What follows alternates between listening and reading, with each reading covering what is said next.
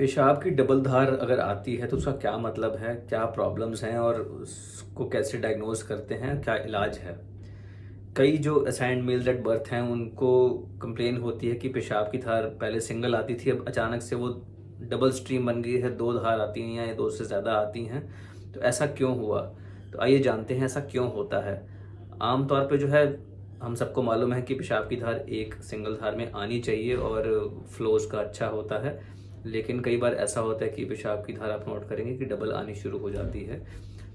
अक्सर जो है पेशाब की नली में कहीं ना कहीं अगर रुकावट है तो उसकी वजह से ऐसा होता है। तो रुकावट किस किस लेवल पे हो सकती है, सबसे पहले आगे बात करें कि फाइमोसिस। फाइमोसिस मतलब जो लिंग के आगे की चमड़ी है, अगर वो आगे की चमड़ी टाइट हो गई है किसी कारण से, तो उसका जो पेशाब का जो निकलने का रास्ता है वो रुक जाता है और उससे भी डबल धार या दो से ज़्यादा धार आ सकती हैं। फाइमोसिस क्यों होता है? आमतौर पे जिन लोगों को डायबिटीज़ होती है उसकी वजह से हो सकता है, जन्म से ऐसा हो सकता है, या फिर कुछ स्किन की कंडीशंस हैं जैसे कि बी एक्सो नाम से एक बीमारी है, उसमें ऐसा फाइमोसिस हो सकता है रेयरली। लिंग के कैंसर के कारण भी ऐसा हो सकता है। फिर होता है मिएटल स्टेनोसिस। मिएटल स्टेनोसिस मतलब जो पेशाब के निकलने, जहाँ से पेशाब निकलता है उस छेद को मिएटस बोलते हैं, यूरेथ्रल मिएटस बोलते हैं मेडिकल भाषा में। उसमें अगर कुछ रुकावट आ जाए तो उसकी वजह से ऐसा हो सकता है। वैसा क्यों हो सकता है? कभी कभी ये जो है कुछ वहाँ पे इन्फेक्शन है, जैसे बेलेनाइटिस हो गया, या फिर स्किन की कंडीशंस होती हैं जिसको कि बीएक्सओ कहते हैं, उसमें ऐसा हो सकता है। या फिर पहले कोई सर्जरी हुई हो उस जगह में, उसकी वजह से भी स्टेनोसिस हो सकता है। फिर होता है कि पेशाब की नली के अंदर कोई रुकावट है। पेशाब की नली के अंदर रुकावट क्यों होती है? सबसे पहले जो कॉमन कारण है वो है स्ट्रिक्चर यूरेथ्रा।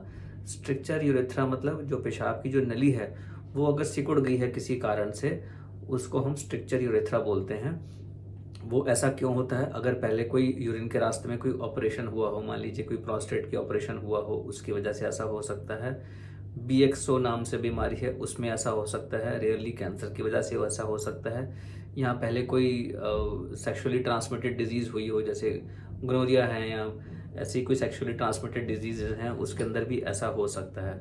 फिर हो सकता है कि वहाँ पे रुकावट किसी पथरी की वजह से हो गई हो, वहाँ पत्थर कोई आके फंस गया है, और तो उसमें भी ऐसा हो सकता है। फिर बचपन में ऐसा क्यों हो सकता है? बचपन में कुछ जन्म से ऐसी बीमारियां हैं जैसे कि वॉल्व्स हो सकते हैं वहाँ पे, तो उसमें भी ऐसा हो सकता है। फिर होता है कि प्रोस्टेट के लेवल पे, प्रोस्टेट के लेवल में जो रुकावट है, यहाँ तो वो प्रोस्टेट बड़ा हो गया है या फिर जो है प्रोस्टेट कैंसर है, उस केस में भी ऐसा हो सकता है कि डबल स्ट्रीम आए।